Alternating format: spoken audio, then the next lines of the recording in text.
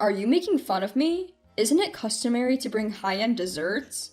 My business partner scoffed at me for bringing my wife's homemade pudding as a gift.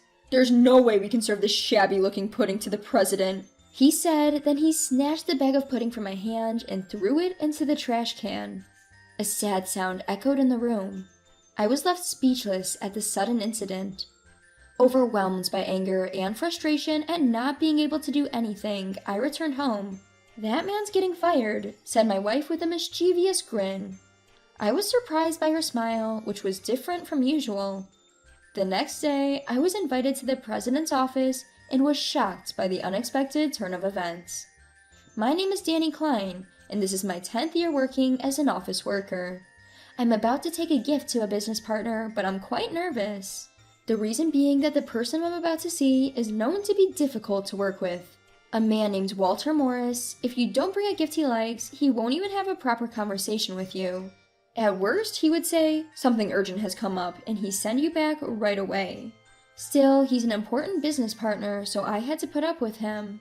One day, my manager came to my desk and said, "That company's patented technology is indeed excellent.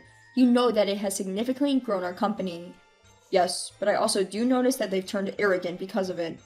"Indeed, we used to work hand in hand to create better products." My manager's eyes narrowed as if remembering something, then he turned a sympathetic gaze on me. I let out a bitter laugh and ran my hand through my hair at the back of my head. "I've heard that the president and his wife are kind people, despite the current partner, the person in charge, being a difficult man. I hope for things to get better soon." "Indeed, it should improve in a while. It's tough, but that's part of the job." "Thank you, I'll do my best. But picking a gift each time is a headache. He accuses me of slacking off if I bring the same ones." "The gift? Oh, by the way, I remember that the president's wife is quite fond of pudding. If you have a chance to meet them again, how about buying a pudding?" Upon hearing my manager's words, I thought of a pudding from a particular store. Its texture was as smooth as cream and it melted in your mouth. It was a pudding that perfectly balanced richness and sweetness. The pudding made by my wife, Lily. Lily runs a small pastry shop that she has created by renovating a part of our house. Of course, the taste is guaranteed. It's a popular product that's loved by everyone in the neighborhood, from kids to seniors, often selling out by mid-afternoon. I wrapped up a conversation with my boss and decided to rush home after work. At home, Lily, who had finished her work, had started preparing dinner in the kitchen. As I approached Lily, I could smell a faint sweetness. Humming a tune and greeting me with, "Welcome home," I immediately told Lily about the conversation I had earlier. "The boss's wife seems to be a big fan of pudding. I'd like to take some as a gift. Could you make some?" "Do you think my pudding would be good enough?"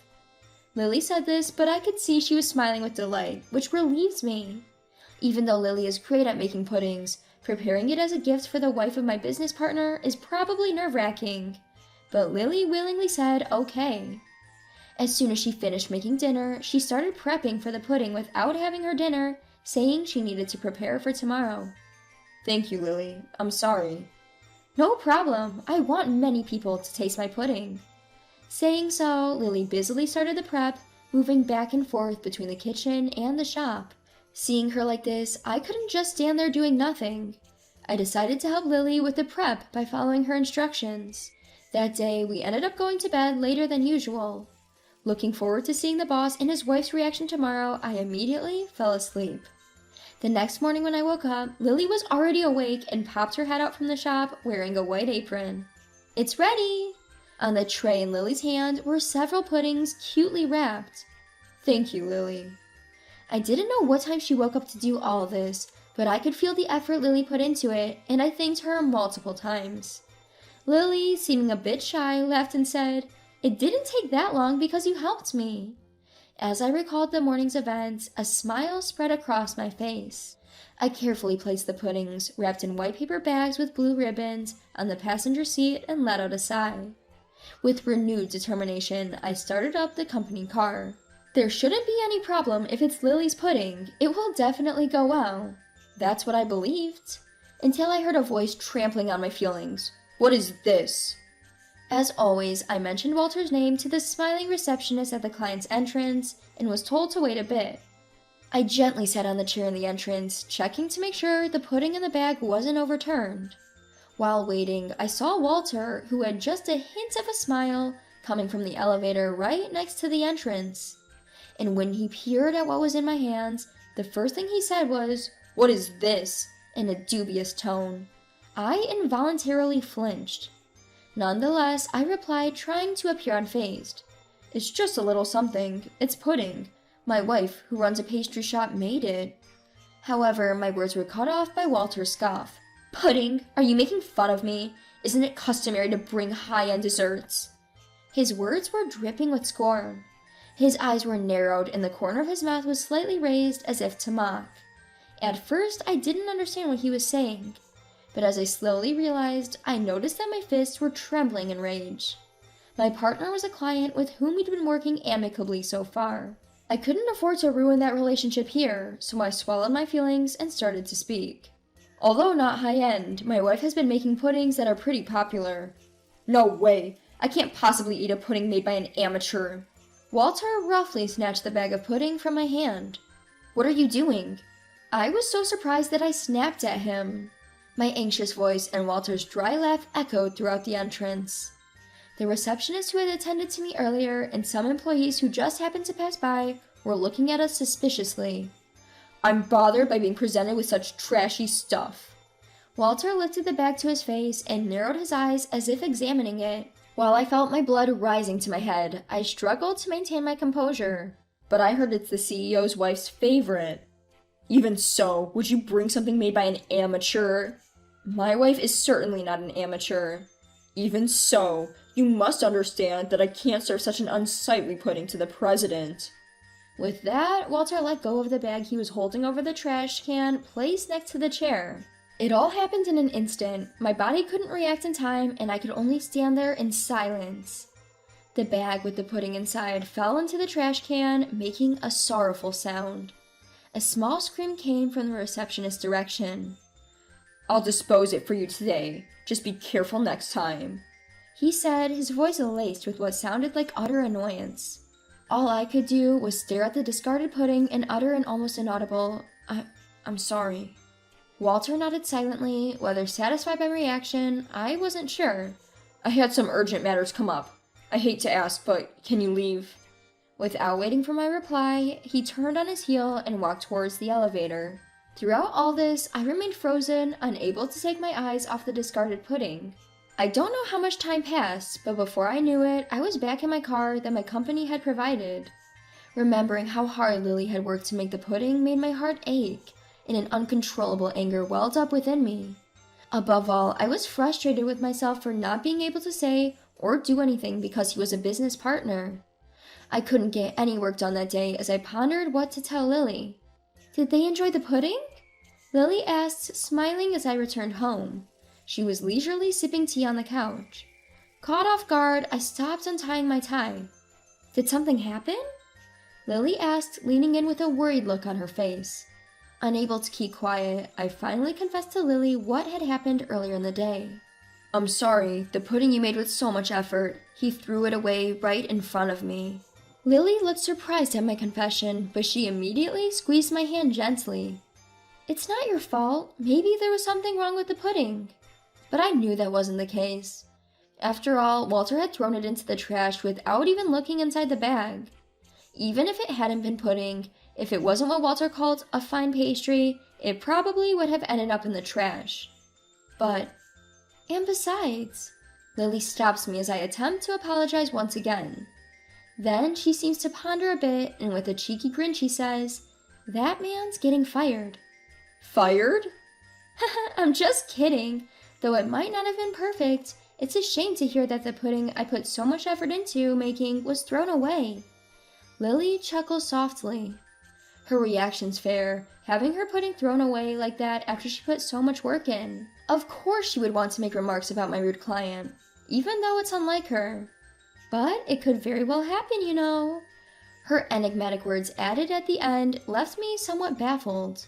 But that was the end of the conversation.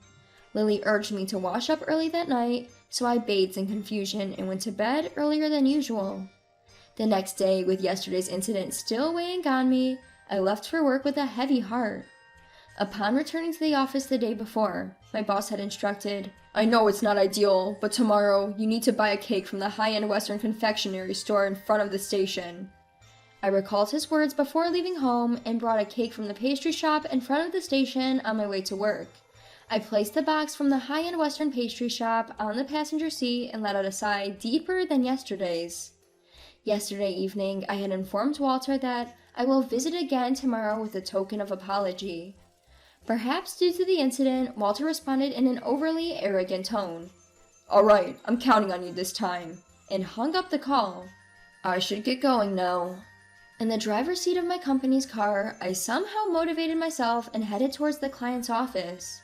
As I walked through the automatic doors of the entrance, a receptionist who recognized me hurried over. You're Mr. Klein from Company XX, correct? Yes, that's right, but... Please, come this way.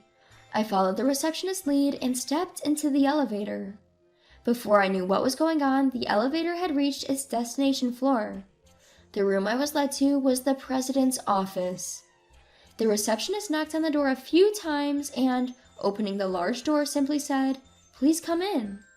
I entered the room without understanding the situation. Inside the president's office were the president of the client company, his wife, and Walter looking pale.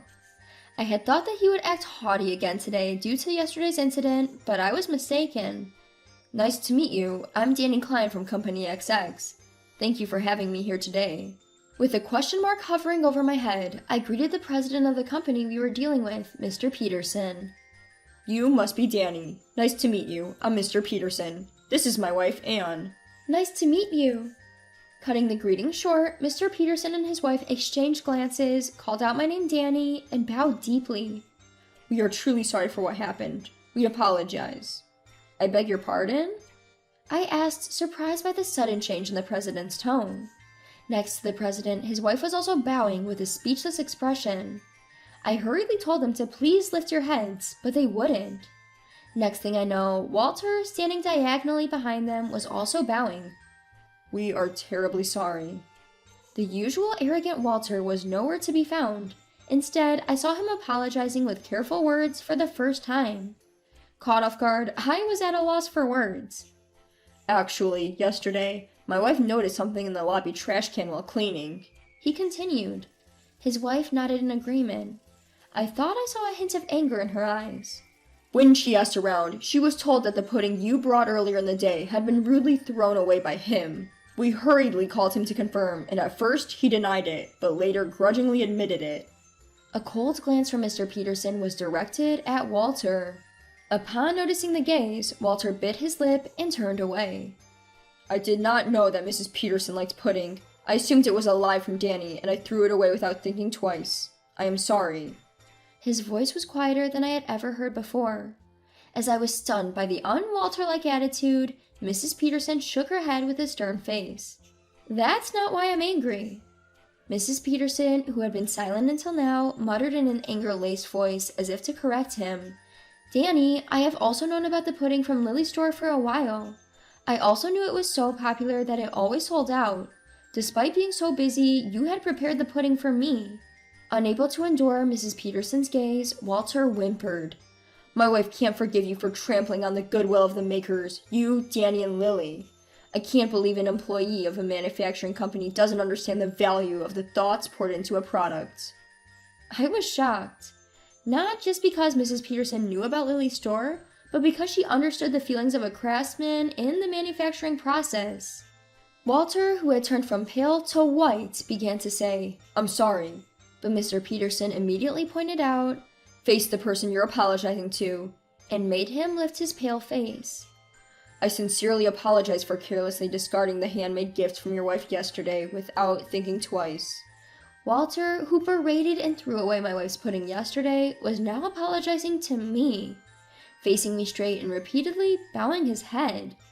In that moment, I felt something clearing up within me.